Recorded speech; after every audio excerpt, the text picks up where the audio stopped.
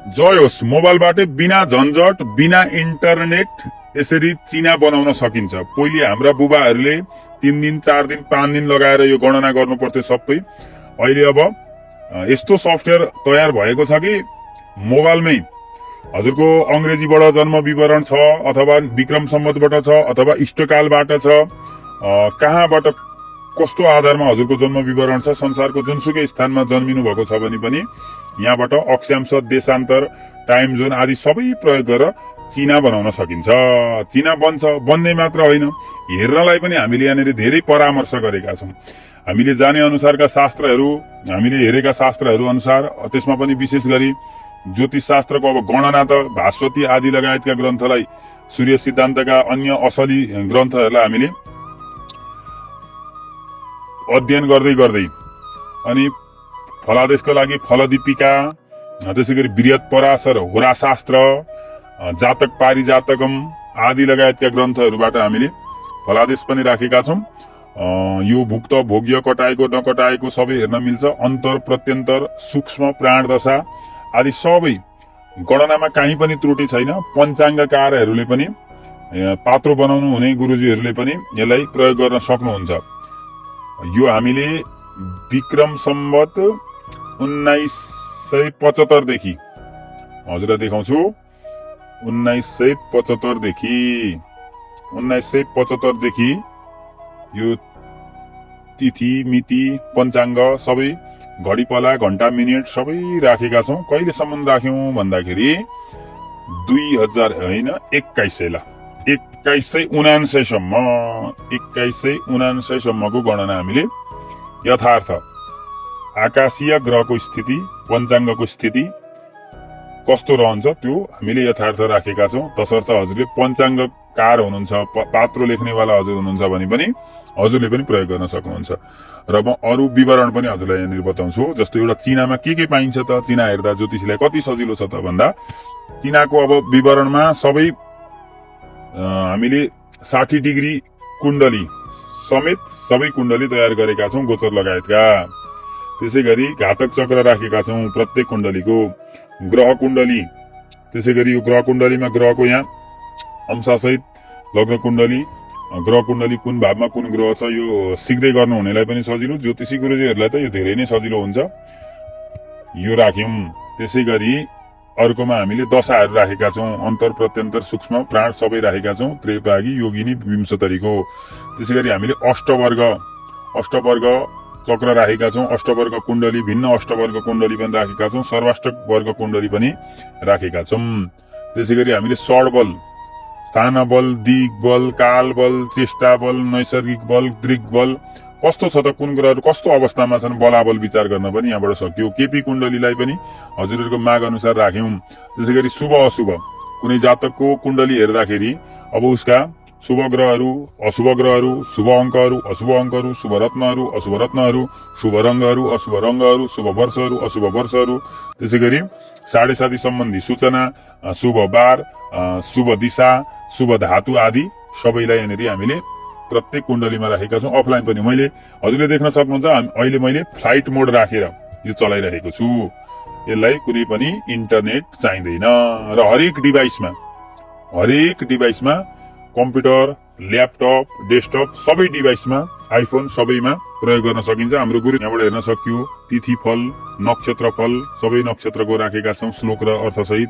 संक्रान्ति प्रकरणम, कुन बार संक्रान्ति पर्दाखेरि के हुन्छ आदि सबै राखेका छौं। संवत्सर फल राखेका छौं, संवत्सर राजादि फल हामीले राखेका छौं सबै।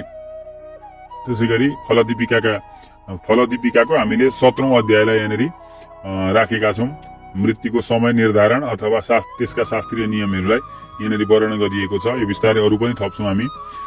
गोचर, अब दैनिक गोचरहरू गर्नको लागि अब राशिफल लगायतका अब चन्द्रमाको श्लोक सहित आद्य चन्द्रे शुभम गेयम मनस्तोषम द्वितीय के तृतीय धन सम्पत्ति चतुर्थे कलहागम पंचमे ज्ञान वृद्धि स्यात् षष्ठे धान्य धनागम सप्तमे राज सम्मान अष्टमे प्राण संशय नवमे धर्म लाभ स्यात् दशमी विजयी भवेत् एकादशी जय नित्यम द्वादशी सर्वथा क्षति फल सहित माथि चक्र सहित हामीले यो पनि राखेका छौं।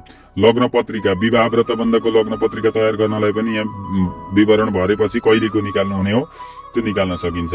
त्यसैगरी नवग्रहको सबै शान्ति विधि विधान कुन ग्रहको पालामा के गर्नुपर्छ त्यो ग्रहलाई प्रसन्न बनाउनको लागि सबै ग्रहको बारेमा यो पनि छ। यो भिडियो लामो हुन्छ डेमोको, त्यही भएर सबै कुरा देखाउन अलि छिटो छिटो देखाउनु पर्ने हुन्छ। बिस्तारै देखाइ हुन्थ्यो भन्ने त लाग्यो होला हजुरलाई। सार स्वर सहितको रुद्राष्टाध्यायी पनि राखेका छौँ, नवग्रह पूजन विधि अर्थसहित मन्त्रसहित, त्यसै गरी अच्युताष्टकम अर्थसहित, स्वस्ति वाचन अर्थसहित, दैनिक सङ्कल्प हजुरले गोत्र, आफ्नो नाम, इष्ट देवता, क्षेत्र कुन ठाउँमा सङ्कल्प गर्नुहुन्छ, देश विदेश कहाँ गर्नुहुन्छ त्यो क्षेत्रको ठाउँ, त्यसै गरी सङ्कल्प के को लागि गर्दै हुनुहुन्छ, अनि पञ्चाङ्ग अटोमेटिक आउँछ र सङ्कल्प यसरी तयार पनि हुन्छ। हजुरले आफैले तयार गर्न सक्नुहुन्छ कुनै पनि कर्मको लागि। गोत्रावली राखेका छौँ, योगिनी ज्ञान, अब बारको आधारमा अब प्रतिपदा नवमी पूर्व भनेर भन्नु पर्यो, प्रतिपदा पूर्व, नवमी पूर्व, द्वितीया पूर्व, द्वितीया उत्तर, दशमी उत्तर, उ आ नै दप बाई भन्ने हाम्रो सूत्र छ, त्यो सूत्र अनुसार हामीले राखेका छौँ। चन्द्रमाको विचार, योगिनीको विचार पनि राखेका छौँ। वास्तुको पनि राखेका छौँ। वास्तु र यो विवाह मिलाउने दुईटा कुरालाई मैले अन्तिममा देखाउँछु, यसले धेरै समय लिन्छ, धेरै नै। वास्तुको सबै टिप्स हामीले राखेका छौँ, हामीले अहिलेसम्म भेटेका। त्यसै गरी प्रश्न कुण्डली पनि राखेका छौँ, त्यसै गरी फलादेशका कुरा पनि राखेका छौँ। खोल्ने बित्तिकै जुन टाइममा हजुरले यो खोल्नुहुन्छ त्यो समयको कुण्डली खुल्नेछ, लग्न, राशि, भाव चलित्र, केपी कुण्डली समेत हजुरको सुरुमै खुल्छ। प्रश्न कुण्डली यी सबै कुराहरू छन्। अब हजुरलाई म विवाहमा कुण्डली मिलन, दुईजनाको जन्ममिति दुईतिर सबै विवरण राखेर यसरी रिजल्ट आफै आउँछ। यसो गर्ने बित्तिकै रिजल्ट आउँछ, उपयुक्त या अनुपयुक्त दुईतिरको सबै कुण्डलीहरू पनि यहाँबाट हेर्न सकिन्छ, सबै विवरणहरू पनि दुवैतर्फको हेर्न सकिन्छ। त्यसै गरी वास्तुशास्त्रको कुरा पनि हामीले धेरै यहाँनिर जोडेका छौँ, जस्तो घर कसैको बनाउँदै हुनुहुन्छ, कुन दिशातर्फ के राख्ने भन्ने आदि।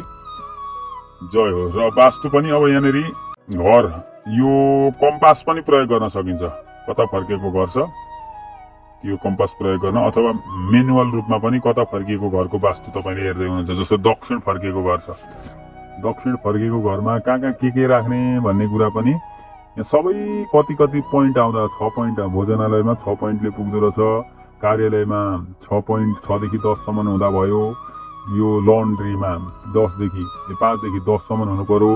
यी सबै कुरा कति हुँदा हुन्छ। अब यो मध्यम बरन्डा, बाल्कनी, यो माइनसका मिल्दैनन्, प्लसका मिल्छन्। अब यो अरू अष्टदिक्पाल, वास्तु दोष, उपचार विधि, वास्तुमण्डल सबै कुरा यहाँनिर हजुरले देख्न पाउनुहुन्छ, पढ्न पाउनुहुन्छ। अनि अब नक्सा पनि बनाउन सकिन्छ। प्रत्येक कोठाको दिशा छान्नुहोस् र आफ्नो घरको वास्तु स्कोर पत्ता लगाउनुहोस्। 100 भन्दा माथि स्कोर उत्कृष्ट वास्तु मानिन्छ। हजुरका घरमा भएका कुराहरू अब यो इन्टु लेखेकोमा पाइएन, यो राइट लेखेकोमा पाइयो। जाँदा राइट, यो डेन्जर, अब यो उत्तरमा डेन्जर देखाएको छ, यो तपाईँको भान्सा कोठा चाहिँ उत्तरमा हुँदो रहेन रहेछ। यो डेन्जर नक्सा देखाएकोमा, यो माइनस देखाएकोमा, यो माइनस देखाएकोमा नि भएन, तपाईँको राइट लागेको हुनु पर्यो, सबैमा राइट लागेको हुनु पर्यो। यो इन्टु लागेकोमा पनि भएन, यो राइट लागेकामा क्लिक गर्दै जाने। जस्तो नैऋत्यमा यो गरियो, अतिथि कोठा, अब टाइम धेरै लाग्छ, मैले केही पनि गरिनँ। अनि अन्तिममा स्कोर सबै छानेर कति पुग्यो त भनेर, कति मिलेछ मेरो घरको भनेर यहाँबाट रिजल्ट पनि हेर्न सकिन्छ, मूल्याङ्कन पनि गर्न सकिन्छ। यसरी यो मिल्यो, नमिलेकालाई मिलेको छैन भनिदिन्छ। अनि वास्तु दोषका विभिन्न उपायहरू पनि हामीले राखेका छौँ। त्यसै गरी हाम्रो नम्बरबाट, अहिलेको नम्बर सिस्टमबाट भाग्य हेर्ने, यी सबै कुराहरू पनि हामीले राखेका छौँ। जय होस्। अब लामो हुन्छ धेरै कुरा राख्दा। त्यस्तै गरी फलादेश पनि यहाँनिर सबै हेर्न सक्यो। ग्रह स्थिति भाव यो बनाउँदै थियो क्या भिडियो, भइसक्यो। आमा पनि त्यही तलतिर जानुभएको छ। ल यी कुराहरू फलादेशका सम्पूर्ण जानकारी खाइसके। यो ग्रहको दृष्टि, कुन ग्रहको कुन अब यो कुण्डलीमा जुन कुण्डली खोल्नु भएको छ त्यो कुण्डलीको बारेमा विश्लेषण। कुनै पनि दोष देखिएन, माङ्गलिक दोष, कालसर्प दोष, 7.5 र अडेया शनि कुनै पनि विद्यमान छैन। यो एक शुभ स्थिति हो। यो कुण्डलीको बारेमा यसरी फलादेश पनि गरिएको छ। यो सबै हजुरले भेट्नुहुन्छ। जय होस्।